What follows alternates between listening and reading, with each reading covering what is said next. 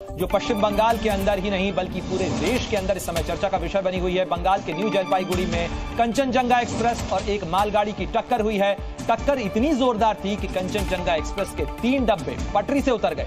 हादसे के बाद डब्बे बुरी तरह से पिचक गए हैं, एक दूसरे पर चढ़ गए हैं। घटनास्थल पर मौजूद पुलिस वालों के मुताबिक अब तक 8 लोगों की मौत हो चुकी है और 20 से ज्यादा लोग घायल बताए जा रहे हैं।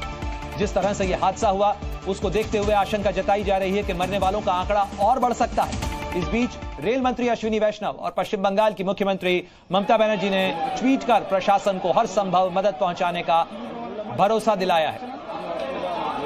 और स्क्रीन पर आपको हेल्पलाइन नंबर भी बता रहे हैं। न्यू जलपाईगुड़ी और साथ ही सियालदा स्टेशन के ऊपर हेल्पलाइन नंबर जारी किए गए हैं और डिरेलमेंट जो हुआ है कंचनजंगा एक्सप्रेस का, उसके मद्देनजर ये हेल्पलाइन नंबर जारी किए गए हैं। इस हेल्पलाइन नंबर पर लोग अपने परिजनों के बारे में या इस हादसे के बारे में जानकारी ले सकते हैं। साथ ही आपको स्क्रीन पर तस्वीर दिखा रहे हैं। यह हादसा कितना भीषण था इसका अंदाजा आप इस तस्वीर को देखकर लगा सकते हैं।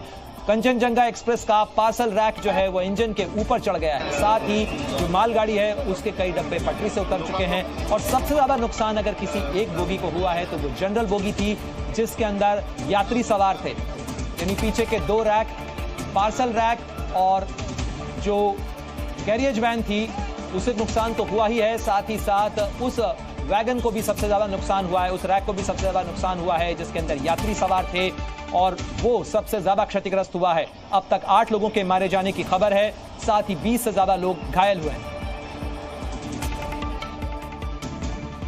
और आपको बता दें कि इसी हादसे के बाद पश्चिम बंगाल की मुख्यमंत्री ममता बनर्जी ने न केवल दुख जताया है बल्कि सोशल मीडिया पर ममता बनर्जी ने लिखा है कि दार्जिलिंग जिले के फांसी देवा इलाके में एक दुखद रेल दुर्घटना के बारे में जानकारी से मैं स्तब्ध हूं।